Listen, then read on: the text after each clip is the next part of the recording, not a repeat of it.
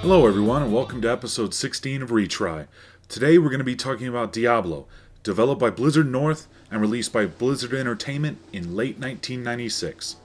An unknown force of evil has swept across the land, plunging it into civil war and terrorizing the populace. A mad king, his missing son, and a mysterious archbishop are all pieces to the puzzle that faces you. You have journeyed to the source of the evil, the town of Tristram, now inhabited by only a handful of survivors. The cathedral there is built over the ruins of an ancient monastery, and now eerie lights and sounds are heard echoing through its abandoned halls.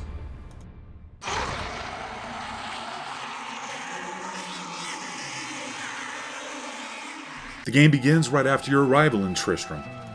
You explore, level up, and hack and slash your way through 16 dungeon levels, getting all the way down into hell and destroying Diablo himself. In Diablo, there are 3 separate character classes you have to pick from. The warrior is the master of the melee attacks. He can wear heavy armor, wade into foes, hacking and slashing away. The female rogue is the master of range attacks, specializing in bows. Your last choice is a sorcerer, master of magic, and horrible user of cloth armor. Isn't that always the way? Wouldn't somebody at some point make a sorcerer clan that specializes in driving around in a tank? That seems to make a lot more sense to me. But no, you're a sorcerer, you're walking around in cloth armor. Good luck. Fresh meat. One of the reasons why the original Diablo was so popular is it had an extremely high replay value. After beating the game the first time, you could continue playing the game with the same character at a higher difficulty, continuing to level up and collect better items. Each dungeon level had a variety of different monsters that could appear, so it could sometimes take 2 to 3 playthroughs of Diablo 1 just to see every monster that they included with the game. Each of the 16 levels of Diablo would be randomly generated, meaning that the entire game layout was different every time you played it. The multiplayer was outstanding as well. 4 players could team up against Diablo, and to give you an idea of how awesome it was, I still remember the names of my teammates' characters on a game I played 14 years ago.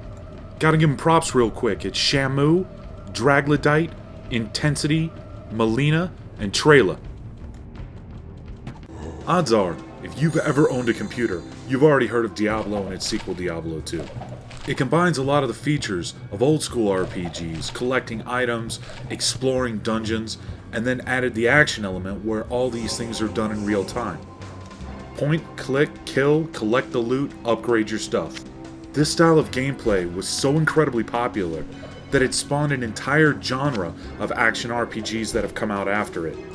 These games became known as Diablo clones, and rightfully so. Most of them played exactly the same and even had the same hotkey buttons that the original Diablo and Diablo 2 had. Just to name a few of these games that you may have heard of: Dungeon Siege, Sacred, Titan Quest, Mythos, EverQuest Champions of Norath, Baldur's Gate Dark Alliance, Fate, Divine Divinity, Darkstone, Throne of Darkness, Dungeon Runners, Torchlight, the list goes on and on.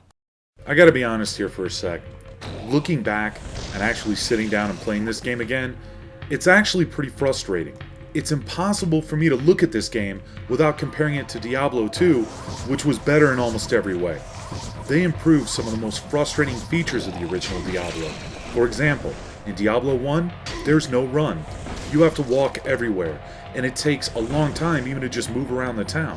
Whenever you die, you don't keep your equipment. It falls to the ground, so if you got disconnected from a game, you could permanently lose gear that you worked very hard to get. Items had durability, but in Diablo 1, if something ran out of durability, it was forever broken, and you lost that item permanently. Also, some of the creatures are extremely unforgiving. There's one in particular that can show up as low as dungeon level 4, called Black Death. Black Deaths are zombies that whenever they land hits against you, permanently reduce your hit points. Now there's no warning about this, so when you're wondering later on in the game why your guy is weaker than everybody else's, it's because you fought too many of these creatures. Diablo really is the beginning of where American RPGs changed.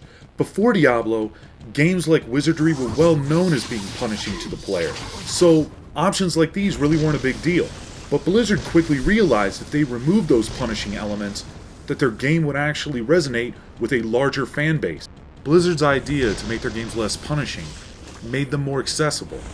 Diablo 2 left out almost everything that was frustrating with Diablo 1, and sold extremely well because of it. Even the success now of World of Warcraft can be attributed to the accessibility of the game. In its time, Diablo 1 was well received and it won a lot of awards. But that said, I actually highly recommend playing Diablo 2. It has a better story, well-defined character classes, and is still receiving updates from Blizzard 10 years after its release. I am not thirsty. Just remember, folks, there is no cow level. Thanks for watching. For VideoGameSaga.com, this is Tony B, and I'm out.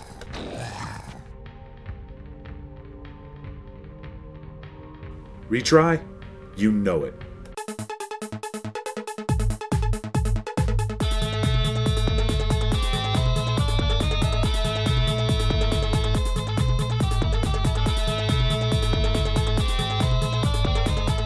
Now where would I put this?